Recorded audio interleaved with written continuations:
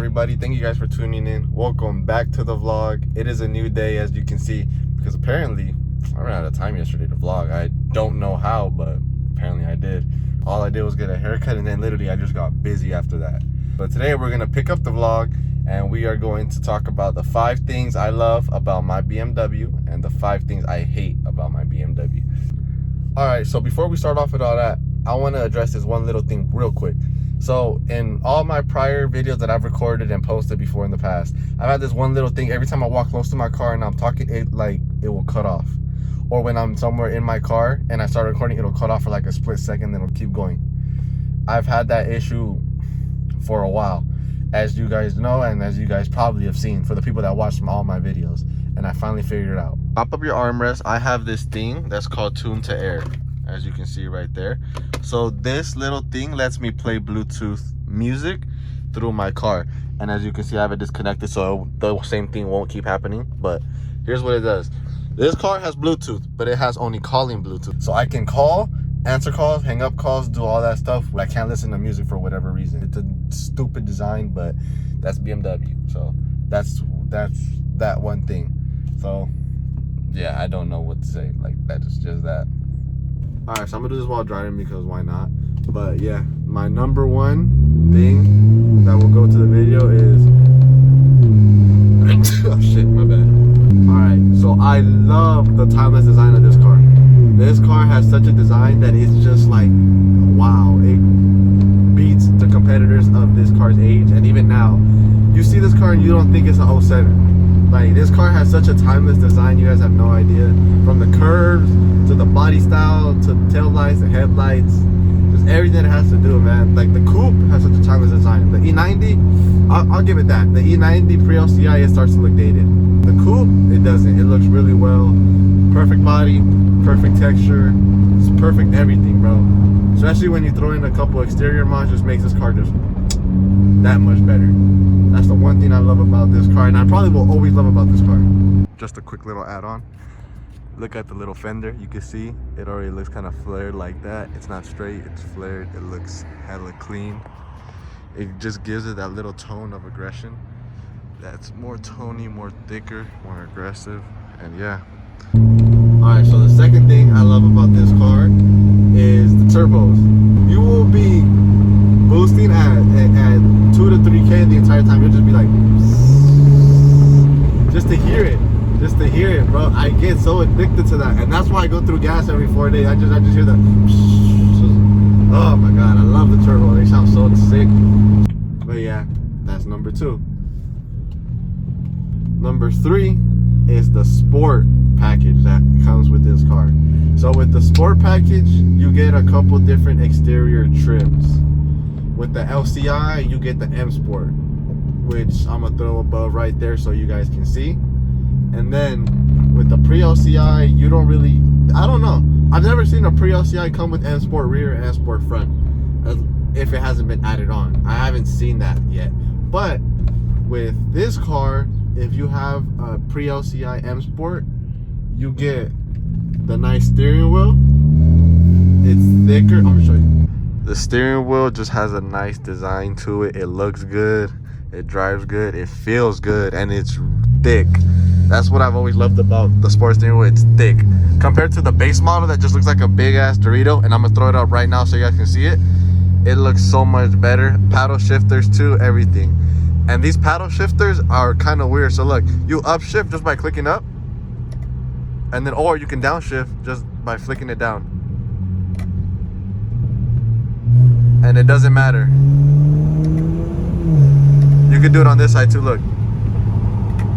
Upshift, or you can downshift. Like, it doesn't matter which side. So they're kind of weird, but they're functional. They're functional in my opinion. So another thing I really like about the sport package is the sport suspension. So the sport suspension drops the car a little bit lower, it stiffens it up. It makes the car feel really, really, really sporty. Yeah. Is that anything? Oh, I forgot. So what I was talking about is the sport seats. I'm gonna throw up a picture right now so you can compare this one to the regular one. And yeah, so that's the base model. This is the sports seat. It has a lot more cushion. It looks just nicer, more aggressive, more comfy actually. And then well, the one thing I love about the sports seats is this, the thigh support. So this can either get bolstered in or bolstered out. That's the one thing I love about it.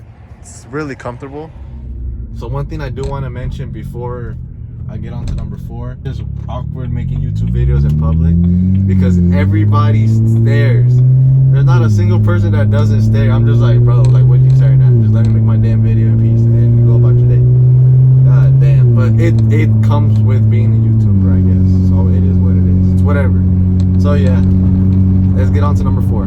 The fourth thing I love about this car is how comfy it is. And with how comfy it is, it comes with being more sturdy. So this car is really comfy. Like, it literally feels like I'm sitting on one of those like comfortable ass office chairs that have hella I'm sorry guys, it's like the 3rd time I've sneezed and I'm irritated at this point because I hate allergies, bro. Allergies just kicking my ass this whole month. But yeah, what was I talking about? Alright, so number 5. Last thing is quirky, but it's sick. This car has an interior lighting, like a little mood lighting that it has at night. I don't know if the E92s have it. I know for sure the E90s just flat out don't have it. But when it comes to E93, it has it. It's an interior lighting right here. It's an LED strip that just lights up at night. As you can see, I'm gonna just show it right now. It's this little strip right here. It lights up at night. It goes throughout the car from the front all the way to the rear and on the passenger side as well. And it looks like a mood lighting from the car, not from like the ones that you get off the newer BMWs, but literally it's in an 07. I did not expect that when I bought the damn car. I didn't know it had that, and when it did, I was like, hey, this thing is tight. It just looks nice. It looks sick. I didn't expect it. Shout out to BMW. So the first thing I hate about this car is the freaking plastic. It's so annoying. All the damn plastic around this car. And I'm not just talking about engine bay plastic. I'm talking about plastic in general. Just plastic is all over this damn car. Because let me show you guys something. Let me show you guys. So when I first bought my car, it has this thing for aux and this thing's for USB. Here's the thing. When I first bought the damn car, I put in my aux too damn hard and it straight ripped through. It fell right inside the dash. You guys have no idea how much of a pain in the ass it was getting this out and then gluing it. Literally, I just crazy glued it. Like, I was not having it. I was not having that at all. I don't care if it looks ghetto. Nobody sees it. I don't care. It works, and that's all that matters.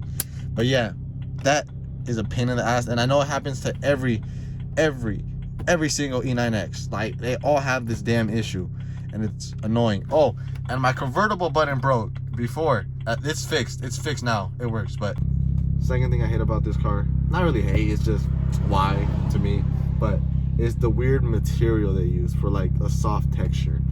So if you own a BMW, you know what I'm talking about. E9Xs, you know what I'm talking about. The third thing I hate about this car, or hate, I don't hate anything, they're just little things to me that bug me, is the drone. The drone I get from my center console that's right here in the passenger side seat. So because I have a muffler delete, it's just a straight pipe, you get drone, of course. But it's this little thing on there gets annoying because it rattles. It goes like, it rattles and it's annoying to me when I drive.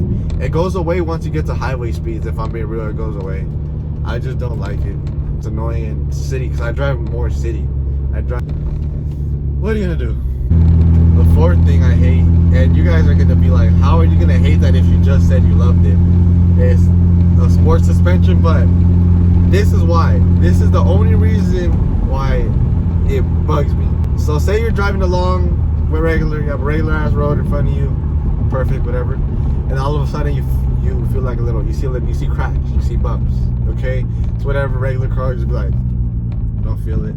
This car, since it's more oriented for sport, you feel everything that has to do with the road. You feel every little crack, you feel every little bump, you feel any little imperfection in the road, because it's just how the sports suspension was designed. You feel just like sometimes when I go on the freeway, let's be real, LA freeways are not the best. And oh my god, bro, you feel everything. You feel everything. And going on the 405 just makes you, it's a ride like this the whole way on the 405. It's horrible.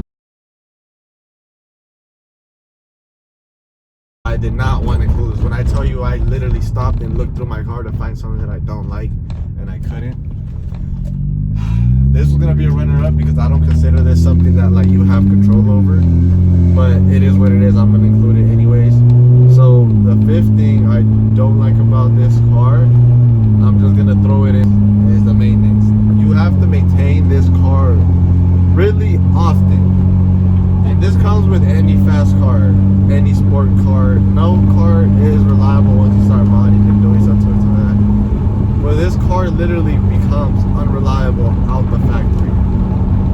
This car has so much crap that goes wrong with it, you just don't expect it. It's a maintenance hog, I'll tell you that.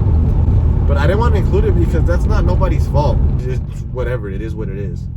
And you know what you were getting yourself into because this car is already 13 years old. Like the platform N54 hasn't been out for a while. Been out since 2007. You know the pros and cons about this car already to know whether you can buy it or not. So if you choose to complain about maintenance, that's just on you. Thank you guys so much for watching. I know I said a couple bad things about maintenance, but it's because, to be real, if you DIY everything, you will save yourself a lot of money. I DIY everything myself, or I call some of the homies up, do it together. It's just, you need to DIY it, just so you know, because you will save a lot of money on maintenance. Because a part will cost $200 and they'll charge you $400 in labor. You know, it's just, you want to save money, DIY it. But yeah, thank you guys so much for watching, and I'll catch you guys on the next time.